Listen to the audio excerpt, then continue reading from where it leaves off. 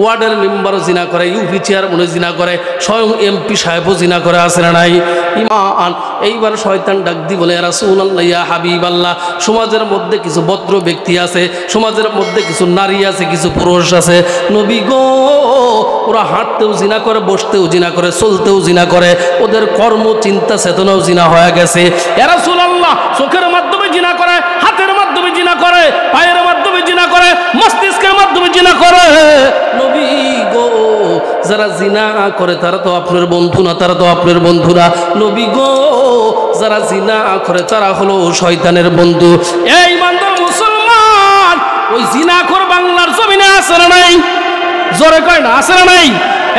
মুসলমান, বড় আফসোসের সাথে বলতেছি, কত 17 বছরে ওয়ার্ডের মেম্বারও জিনা করে, ইউপি চেয়ারম্যানও জিনা করে, স্বয়ং এমপি সাহেবও জিনা করে, আছে না নাই? ইমানদার মুসলমান, জিনার সবচাইতে বড় উপকরণ হলো, সবচাইতে বড় পন্থা হলো নারী সমাজ। কথা কয় না?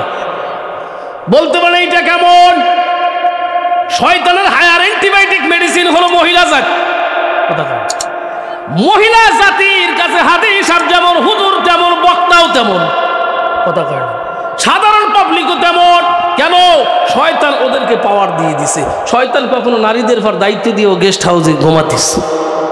কথা কয় না?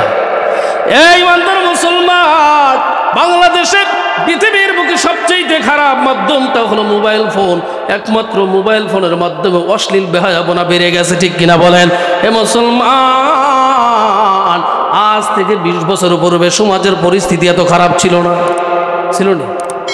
একমাত্র খারাপ হইছে মোবাইলের কারণে, ঠিক না? ও দেশে মোবাইল আইছে, চিঠি বন্ধ হইয়াছে। দেশে মোবাইল আইছে, চিঠি বন্ধ হইয়াছে। দিওয়ানা বানাইছে ওলামাইয়ের মনের কথা ওরে বাতাসে। কথা কয় না? আরে পুলা মাইয়ার ও মনের কথা বাসে বাতাসে। দেশে মোবাইল আইছে, চিঠি বন্ধ হইয়াছে। দেশে মোবাইল আইছে, চিঠি বন্ধ হইয়াছে। দেওয়ানা বানাইছে পুলা মাইয়ার মনের কথা বাসে বাতাসে। দেখো পুলা মাইয়ার মন বাদা ফেসবুকে এখন, মোবাইলে সেটিং করে কাটায় সারাক্ষণ। কথা কয় না? এ আসতে ঠিক না তোরা ঠিক? দেখো পুলা মাইয়ার মন বাদা ফেসবুকে এখন, মোবাইলে চ্যাটিং কইরা কাটায় সারাক্ষণ। ও দেশে মোবাইল আইছে, চিঠি বন্ধ হইয়াছে। দিওয়ানা বানাইছে পোলা মাইয়ার মনের কথা বাসে বাতাসে। ও দেখো পোলা মাইয়ার মন বাদা ফেসবুকে এখন। ও দেখো পোলা মাইয়ার মন বাদা ফেসবুকে এখন, মোবাইলে সেটিং কইরা কাটায় সারাক্ষণ। ও সে মোবাইল পাইয়া দেখো মদনের মাইয়া। ও সে মোবাইল পাইয়া দেখো মদনের মাইয়া, কি কাণ্ড ঘটাইছে। স্বামী সংসার রাইখা নাকি পালাইয়া গেছে। কথা কয় না? ওরে মোবাইল পাইয়া দেখো মদনের মাইয়া। ওরে মোবাইল পাইয়া দেখো মদনের মাইয়া, কি কাণ্ড ঘটাইছে। স্বামী সংসার রাইখে নাকি পালাইয়া গেছে। কথা কয় না? আবার টিকটক আসিয়া সব গেছে ভাসিয়া, ঠিক না? আবার টিকটক আসিয়া সব গেল খুলিয়া। দরবেশ বাবা দরা খাইছে দাড়ি কাটিয়া। কথা কয় না? এ দরবেশ বাবা ধরা খাইছে না? কথা কয় না? দাড়ি কাটিছে না? আবার টিকটক আসিয়া সব গেল ভাসিয়া। দরবেশ বাবা ধরা খাইছে এ দাড়ি কাটিয়া। ও সে মোবাইলে হায় কি জাদু আছে ভাই। ও সে মোবাইলে হায় কি জাদু আছে ভাই। পুলা মাইয়া বুঝাছে কোরআন হাদিস তুইলে রাখছে সব তোমা কাছে। কথা ওদের সে মোবাইল আইছে, চিঠি বন্ধ হইয়াছে, দিওয়ানা বানাইছে, পোলা মাইয়ার মনের কথা বাসে বাতাসে। কথা কয় না? এই ইমানদার মুসলমান, ওই যে শয়তান ডাক দিবেন, ইয়া রাসূলুল্লাহ, জিনাখোর জিনাকারিনী আপনার উম্মত না, আপনার বন্ধু না, আমার বন্ধু আমার উম্মত। ও মুসলমান, শয়তান ডাক দি বলে, রাসূলুল্লাহ, ইয়া হাবিবাল্লাহ, নবী গো, সমাজের মধ্যে এমন কিছু ব্যক্তি আছে যারা নামাজের মধ্যে কমতি করে। কি করে? নামাজকে ছোট বানায়। বলে কেমন করে?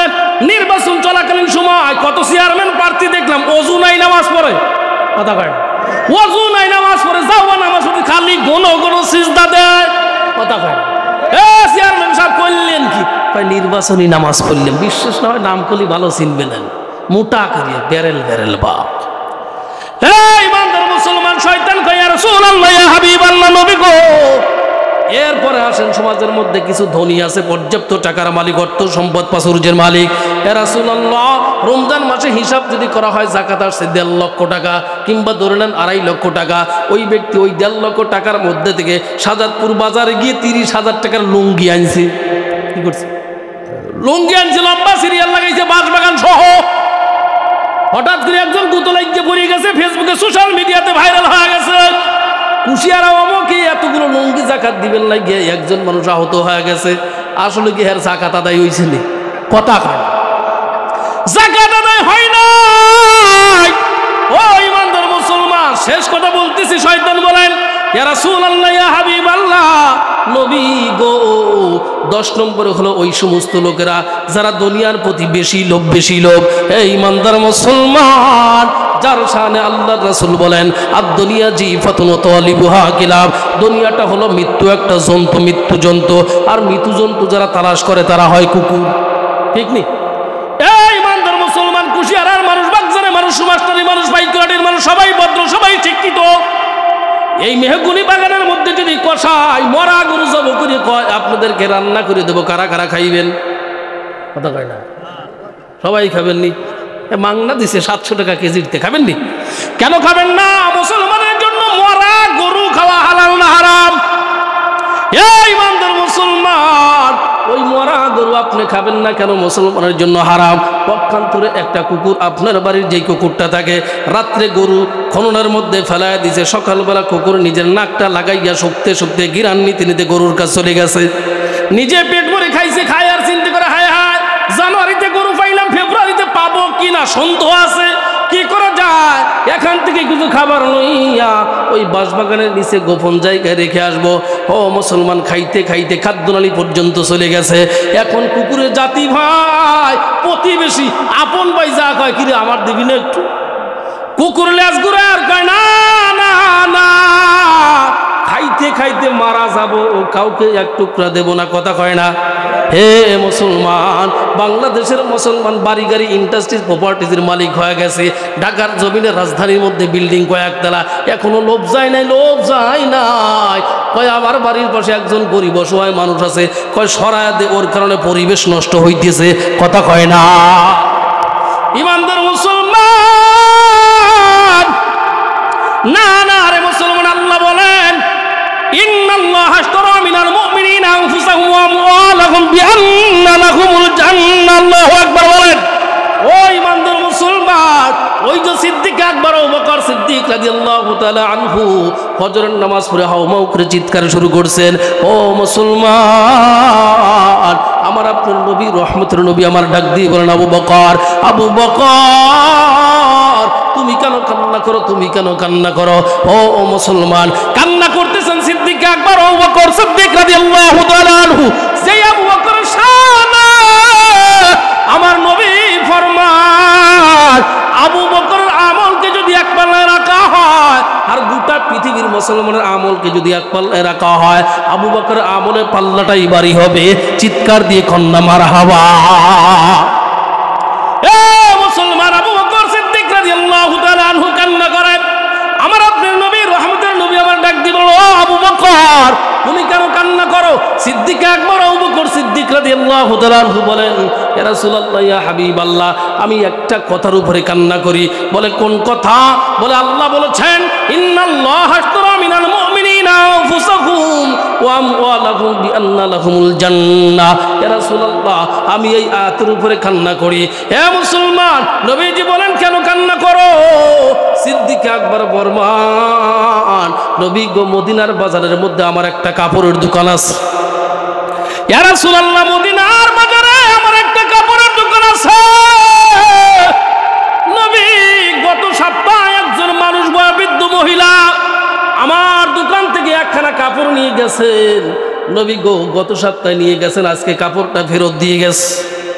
আমি প্রশ্ন করি, মা তুমি কেন কাপড়টা ফেরত দিয়ে যাও? আল্লাহর বান্দি ডাক দেয়, আবু বকর, তোমার কাপড়টা আমার পছন্দ হয় নাই, এই জন্য আমি ফেরত দিয়ে গেলাম।